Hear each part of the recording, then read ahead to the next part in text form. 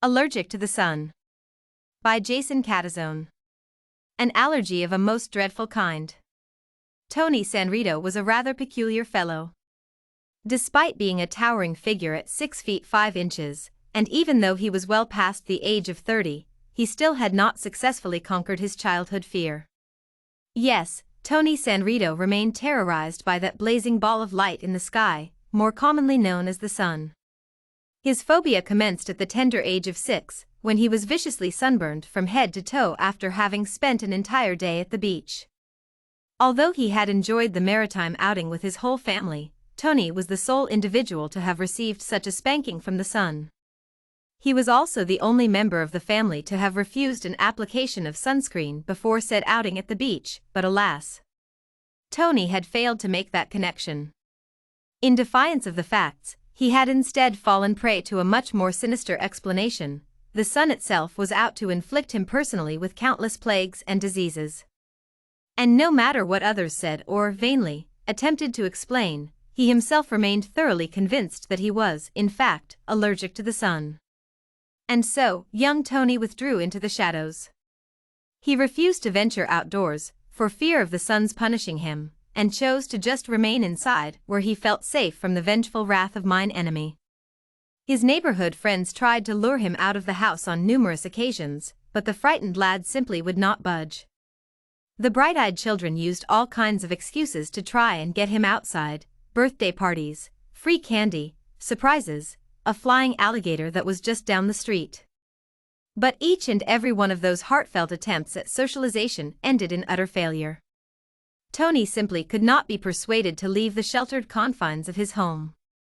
The neighborhood kids almost did succeed one time, though.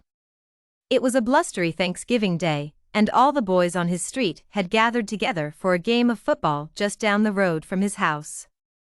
When they realized that they only had 9 players and thus an unequal number of participants, they selected their plumpest athlete to march to Tony's house and demand that he join their game. Otherwise, said chubby sports player would steal the large sheet of wood which leaned against his bedroom window and helped repel the venomous emanations of the sun. The young boy with the unspeakable allergy was so shaken by the threat that he immediately started getting dressed for the big game, although quite begrudgingly. He longed to back down, but with a looming ultimatum of such terror hanging over him, he knew that there was simply no way for him to do so. And thus, he finished getting dressed and strode down the hallway, sounding forth a deep, deep sigh. But just as he was opening his front door and about to exit the clung to security of his house, the sun broke through the clouds and shot him a bedazzling stream of golden luminosity. The gleaming brilliance caught his wristwatch, reflected its shining mockery straight into his eyes, and well, that was that. No football game for Tony. When he was 15, he had nearly delivered himself from his obsessive fear of the big ball of light, that was, until he went on that infamous road trip with his family.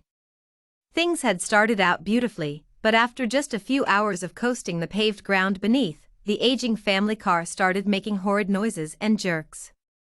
In a brave attempt to combat his mortal foe, Tony himself offered to leave the car in order to find the nearest gas station. He wound up getting severely lost, and as one might have guessed, incredibly sunburned. It was on that very same day that the glowing red teenager declared that he would never set foot outside of his home again except for absolute necessities.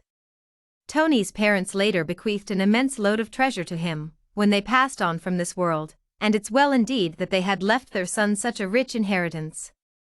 Had they not done so, Tony would have been homeless in a flash, for it is a matter of utmost difficulty to hold down a job when one refuses to leave their house for any reason except to amass more victuals of sustenance, or in layman's terms, to shop for groceries. Alas! That dreaded task of acquiring necessary foodstuffs. That was indeed the chief menace to Tony Sanrito's life of exclusivity. When the odd giant did venture out to gather his required morsels, he really was quite the sight to behold. Dressed in a bright, puffy orange biohazard suit, and holding on to a huge black umbrella with both hands, Tony resembled a gigantic pumpkin, out for a leisurely, yet highly animated, stroll in the sun. Of course, the looped audio announcement, which blared forth from the speaker strapped to his back, declaring, "An allergy to the sun have I," certainly didn't lessen the shocking impact of his unique appearance. He was quite a sight to gaze upon indeed. Tony lived by himself, as one might have been able to deduce without terrible difficulty. After all, when a person accuses friends who invite him outside as being nothing more than undercover agents of the celestial foe, it is rather easy to understand that such a person will not enjoy many close friendships in life. Especially when said individual pelts alleged undercover agents with eggs which have well ripened to the point of rottenness. No man is an island, but that didn't stop Tony from surrounding himself with an ocean of exclusivity. It was a sad life, but at least in Mr. Sanrito's imagination it was a safe life.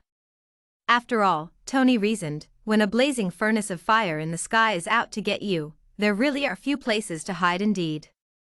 And the sooner one realizes that, the better. Jason Catizone, May 2021? Contact@jasonCatizone.com.